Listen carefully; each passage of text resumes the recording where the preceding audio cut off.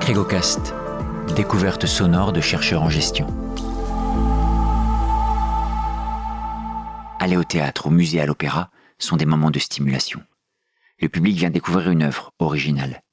Ces créations sont un bien public, offert à un public. Alors pourquoi faire entrer le marketing dans ces milieux préservés ? Le marketing, qui professe une logique de marché, qui s'adresse à des clients, qui identifie des besoins. Le marketing, un ethos diamétralement opposé à la rencontre artistique entre un public et son œuvre. Oui, quel intérêt le milieu de la culture quand il peut vivre de subventions ? Aurait-il à flirter avec ses marchands, à les faire entrer dans le temple ? Ne risque-t-il pas la contamination, la confusion entre une salle de marché et une salle d'opéra ? Aujourd'hui, pour nous parler de ces liaisons dangereuses entre marketing et culture, nous accueillons dans ce nouvel épisode des Crégocast le professeur Dominique Bourgeon-Renaud.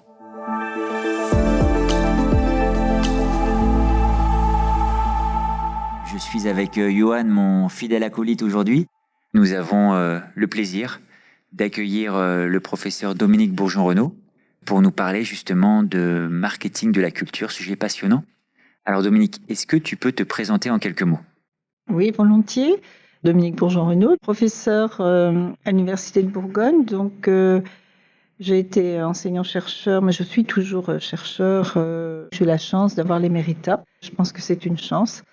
Et mes terrains de recherche sont les arts et la culture, marketing bien sûr des arts et de la culture, et puis une ouverture sur l'entrepreneuriat, et dans tous les secteurs ou sous-secteurs de la culture. Bonjour Dominique.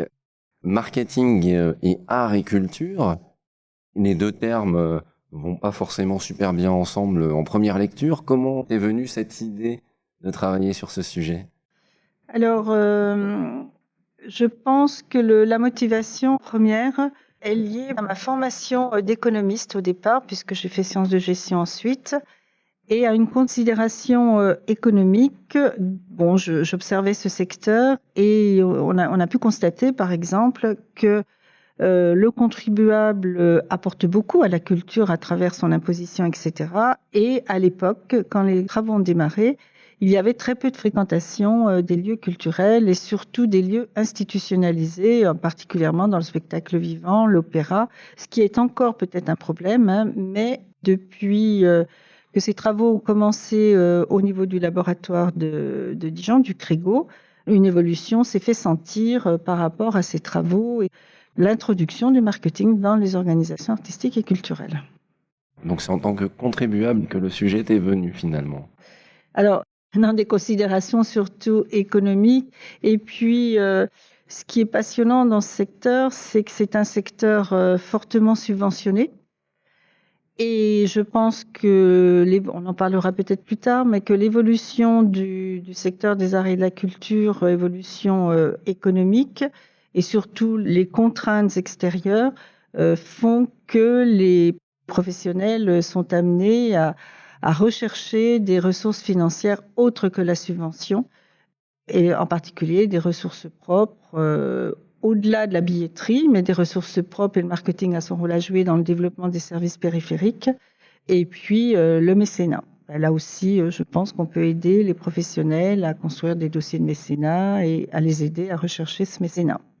Le mécénat, pour le secteur de la culture, représente 22% du montant global du mécénat en France. C'est à peu près environ 230 millions d'euros. Donc ce n'est pas négligeable par rapport à l'aide que ça peut apporter au niveau des organisations artistiques et culturelles. Alors là, je parle du secteur subventionné, parce qu'il y a un autre secteur qui est privé, bien sûr.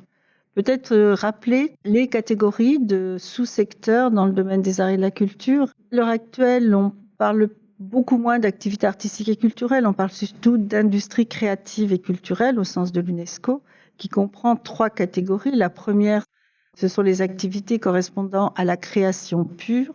Alors, c'est dans ces activités que beaucoup de travaux de recherche ont pu être développés au sein du Crégo. C'est-à-dire la création pure, c'est le spectacle vivant, c'est le patrimoine, les arts visuels.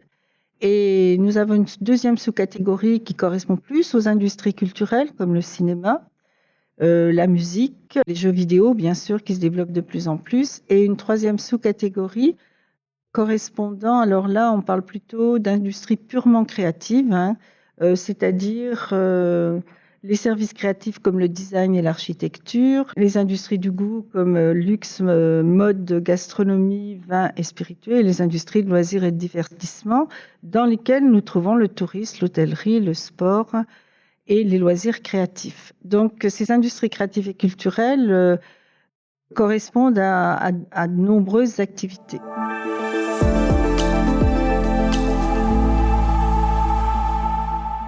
Et justement, donc la naissance du marketing, si on revient sur le secteur subventionné, hein, la naissance du marketing en tant que tel, on peut la corréler avec un désengagement de l'État dans le financement de cette activité. Peut-être qu'il y a eu un concours, il y a eu une opportunité peut-être, mais l'introduction du marketing dans les organisations artistiques et culturelles correspond à une période où on s'est préoccupé de la demande. Avec le marketing, il y a eu des travaux de recherche, on a pu se tourner vers la demande, vers le public, alors que jusqu'à ces travaux, alors je parle surtout de la France, hein, jusqu'alors, quand les travaux de recherche ont démarré dans les années 90, le marketing dans la culture était plutôt un marketing de l'offre. Ce qu'on n'avait pas l'habitude de manier forcément. Et les travaux de recherche ont permis de définir un marketing tourné vers la demande, le public, être à l'écoute des publics, ce qui a permis aussi de rejoindre des concepts de marketing relationnel et puis de travailler sur des concepts comme l'attachement des publics pour amener le public dans les structures culturelles. Est-ce qu'il y a justement un glissement sémantique du public vers le client est-ce que ça s'est passé comme ça, ou il y a une résistance encore dans ce secteur subventionné pour parler de clients? Oui, particulièrement dans le spectacle vivant, le secteur de la création. Pour les professionnels, c'est une attitude de respect que d'appeler le public, les individus qui viennent dans les salles de spectacle, ils continuent à les appeler public et non pas clients. Le cinéma, le marketing a été développé depuis de nombreuses années et c'est un marketing qui ressemble vraiment à ce qu'on trouve dans la sphère privée, tandis que dans le spectacle vivant, l'opéra, sachant que là aussi il y a un glissement, hein, tout de même sur le plan sémantique. Mais quand on travaille, les chercheurs, on est très respectueux. On parle de public pour le spectacle vivant, de spectateurs cinéphiles pour le cinéma, de visiteurs pour le patrimoine et musée. Enfin, à ma connaissance, on ne développe pas ce terme client.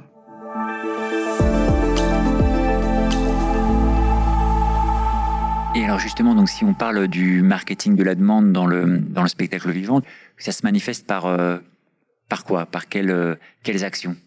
Alors, études de public. Donc, je pense qu'on peut apporter beaucoup. On n'apporte encore pas suffisamment parce que il y a quand même, surtout dans le secteur subventionné, ils auraient besoin encore d'études, surtout en province, d'études de public, mais on sent une centralisation au niveau du ministère de la Culture qui a son propre centre de recherche, le département des études, la prospective et de la statistique.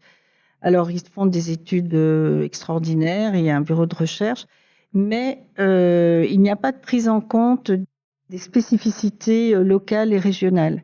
Et en province, je pense qu'on pourra apporter beaucoup en faisant de véritables études de public, au-delà du simple questionnaire de satisfaction en fin de programmation, parce qu'il y a des études, bien sûr, mais elles ne sont pas suffisamment poussées en termes d'observation ou de comportement des publics. Et ces études, on pourrait attendre qu'elles éclairent quel type de décision, d'orientation, de stratégie ou de tactique chez les créateurs, dans les salles? Alors, pendant des années, il y a eu les études d'Olivier Donat qui ont permis de décrire le public sur un plan quantitatif, les catégories d'âge qui lisent beaucoup, qui ne lisent pas beaucoup. On pouvait étudier les comportements avec des critères, en décrivant les comportements. Et justement, les travaux de recherche qui ont été développés dans les années 90 ont permis vraiment de comprendre le public, donc ses motivations, ses attentes. Et les travaux, surtout en marketing, ont permis de confirmer le paradigme expérientiel. Jusque dans les années 90, on se réfère à des modèles, les fameux modèles intégrateurs classiques. Et à partir des années 90 et l'apport d'Holbrook et Hirschman, c'est un article de 22 pages. Voilà, on est parti de cet article de 22 pages pour confirmer le paradigme expérientiel, pour modéliser et trouver d'autres variables explicatives du comportement de consommation dans la culture. Et donc, à partir de là, on a beaucoup moins parlé de processus de consommation culturelle, mais on a parlé d'expérience de consommation culturelle en développant des variables intra-individuelles comme la recherche de sensations, la recherche de variété, le besoin de stimulation, l'orientation visuelle verbale, l'orientation romantique classique, variables qui apparaissaient dans l'article d'Holbrook et Hirschman, mais qui n'avaient pas été confirmées.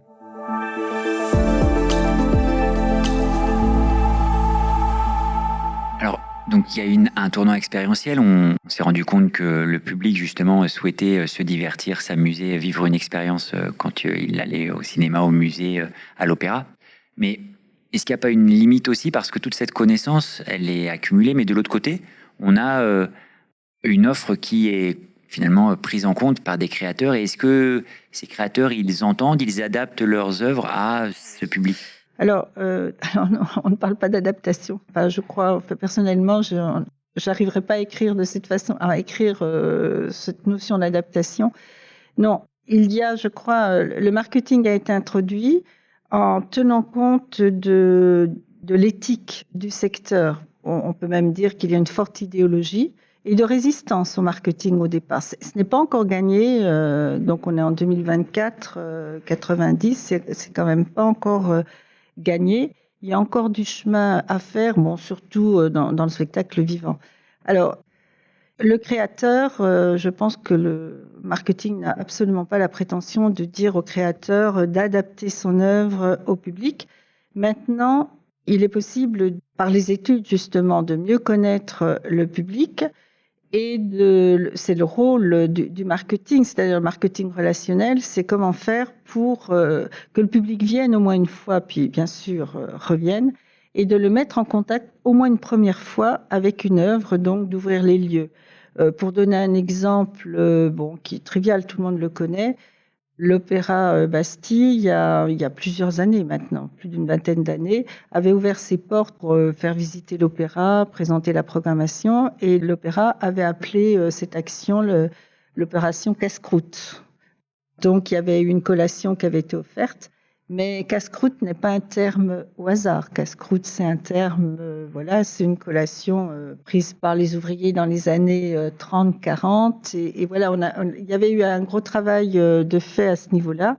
Donc il y a un signal de l'opéra à vouloir se démocratiser. Le but n'est pas de se mettre au niveau du public, bien sûr. C'est de montrer, parce que l'opéra, comme les théâtres, ont des missions. Mission d'éducation au sens propre du terme, c'est-à-dire transmettre le sens des œuvres. Voilà, ce qui veut dire que Molière, on peut le présenter en l'adaptant au goût du jour, et je pense que Molière sera compris par tout à chacun. Pourtant, Molière, c'est le répertoire classique. Là où c'est beaucoup plus compliqué, c'est la création artistique pure, mais il y a des actions, ce qu'on appelle la médiation. Et en ce qui me concerne, pour moi, la médiation, c'est du marketing, ou plutôt le marketing, c'est de la médiation. Puisque la médiation, son rôle, c'est de mettre en relation l'œuvre au niveau du public, ou d'amener le public, et de lui faire comprendre, d'expliquer. Donc c'est très cognitif, par contre, dans le secteur de la culture, cette explication. Alors qu'en marketing, on ne va pas travailler sur la dimension purement cognitive. Justement, les travaux à partir du modèle expérientiel ont permis de mettre en évidence la dimension affective dans la prise de décision des individus. Et donc, le marketing, ce qu'on appelle le marketing expérientiel, met en place des outils pour amener le public et lui donner les clés de compréhension d'une œuvre.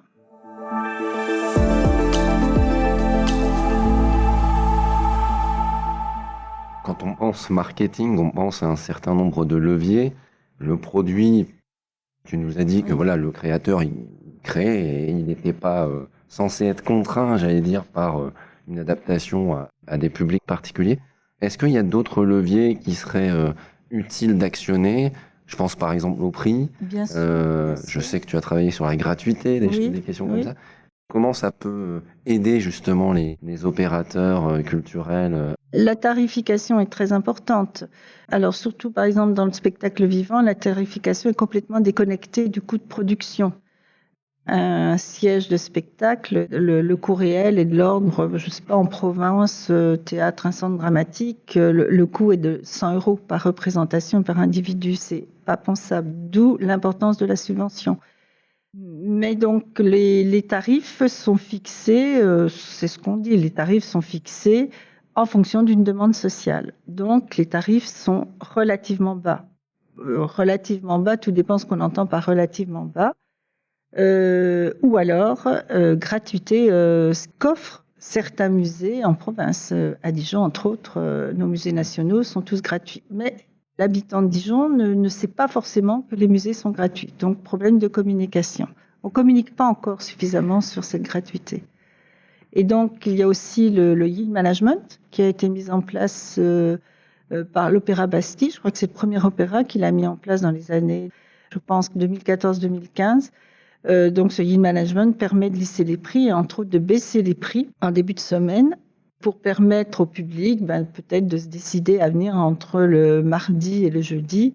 Il n'augmente pas, c'est pas en termes d'augmentation de prix, c'est de baisser les prix en début de semaine et puis pour gérer, pour réguler les flux des week-ends parce qu'il y a des flux importants à Paris. Par contre, l'opéra à Paris est fréquenté. Oui. Finalement, là où la culture et le marketing peuvent se retrouver, c'est aussi dans le remplissage des salles. L'objectif du marketing, c'est d'arriver à faire venir, il y a un rôle social, tu le disais, faire venir des publics qui ne viennent pas.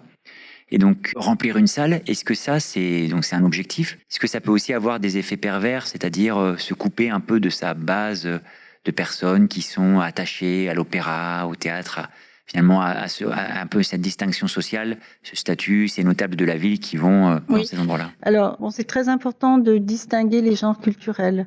Le théâtre, alors on dit qu'il s'est démocratisé. Il est vrai que le théâtre s'accompagnait souvent d'une tenue le soir spécifique. Ça n'existe plus. C'est fréquenté, et c'est bien, c'est fréquenté par de nombreux étudiants parce qu'il y a de la carte culture, parce qu'il y a toute une action culturelle qui est faite au niveau des classes, surtout les classes de première en français, etc. Donc il y a beaucoup de jeunes qui viennent au théâtre. Par contre, l'opéra reste vraiment, surtout à l'heure actuelle, ça reste difficile de faire venir le public. Et il faut faire très attention parce que, j'avais une anecdote, un exemple, c'est à Metz, le théâtre-opéra qui, du jour au lendemain, avait changé sa politique de relation au public. On ne dit pas relation publique, dans la culture, on dit relation au public. C'est très important pour eux. Et donc, ils avaient embauché une jeune femme qui est arrivée à créer une brochure. Les spectacles étaient représentés par des produits de consommation, en couleurs très fluo, etc. Donc, cette communication a eu des résultats au niveau de nouveaux clients. Alors ça, c'est une erreur qu'ils font dans la culture, c'est-à-dire qu'ils vont raisonner, par exemple, acquérir de nouveaux clients et ils ont tendance à oublier leur public fidèle. Finalement, ça s'est mal passé pour les abonnés qui ne s'y retrouvaient pas parce qu'effectivement, ils avaient levé les numéros des places et puis cette communication n'a pas convenu. Le virage a été trop brutal. Donc, tout doit être fait, que ce soit au niveau du public abonné ou du nouveau public. Je pense que ce n'est pas les mêmes stratégies à adopter. Ce sont deux stratégies bien différentes. Et elles sont conciliables néanmoins? C'est l'objectif du marketing. Alors, on s'interroge, bien sûr, mais le marketing va donner la réponse.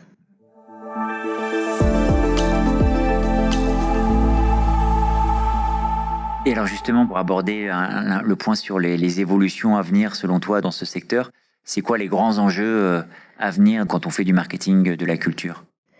Le principal enjeu, c'est de faire venir les publics qui fréquentent ces lieux culturels.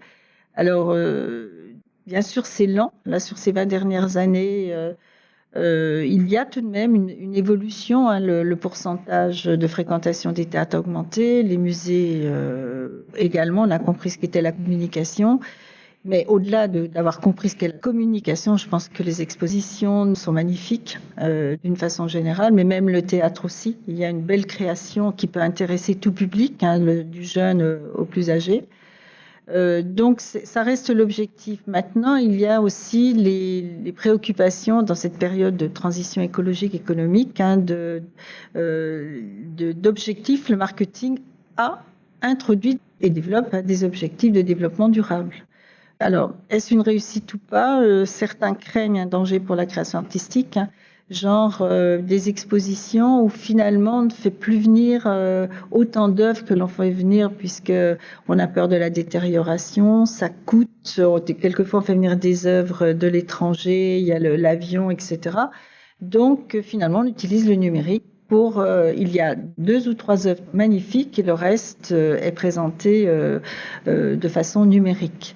Donc, on va voir avec le temps, hein, si finalement la fréquentation des expositions reste la même. Au niveau du théâtre, l'Opéra de Lyon, par exemple, en termes d'objectifs de développement durable, a créé un parking pour inciter le public à venir à vélo. Voilà, donc il y a toute une prise en compte de défense de l'environnement, d'écologisation. Je crois que c'est un terme qui est utilisé en direction des publics et puis pour respecter les lieux, parce qu'il est vrai que le réchauffement climatique dans la culture se fait ressentir, hein, les façades des monuments qui sont abîmées, la préservation des livres également qui se fait sentir, etc. Il y a aussi des préoccupations par rapport à notre période actuelle de réchauffement de la planète. Très bien. Écoute, est-ce que tu as un mot à rajouter, quelque chose que tu voudrais dire à nos auditeurs? Bien, j'encourage encore le développement des travaux de recherche dans ce domaine, d'abord qui est passionnant, parce qu'au niveau de la recherche, on n'a absolument pas l'impression de travailler, tout est passionnant. Et je crois que le marketing, il n'y a pas que le marketing, hein, le management en général peut aider les organisations artistiques et culturelles, mais le marketing a réellement sa place, surtout pour aider les professionnels à travailler cette relation publique. Les professionnels sont convaincus qu'ils connaissent leur public, mais je pense qu'il y a encore besoin d'études poussées pour comprendre ce public, pour inciter le public à venir dans ces lieux culturels qui leur appartiennent finalement, et c'est le patrimoine. Très bien. Merci beaucoup Dominique. Merci. Merci à vous.